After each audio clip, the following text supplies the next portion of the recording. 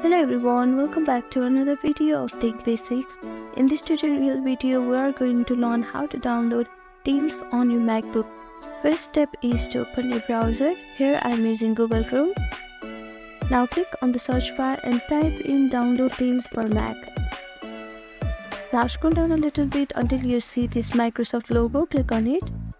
Now scroll down a little bit and here on the download Microsoft themes for Mac, click on this button.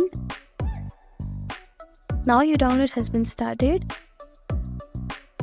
After your download is completed, you can see a pop-up like this, click on it. Now click on continue. Again click on continue. Now click on install. Now it will require your password to install, so type in your laptop password. Now your installation is started. After your installation is completed, Themes app will be automatically opened and here you can enjoy this app.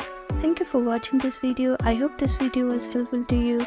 Please do like, share and subscribe to our channel and don't forget to comment down below if you have any queries. Thank you.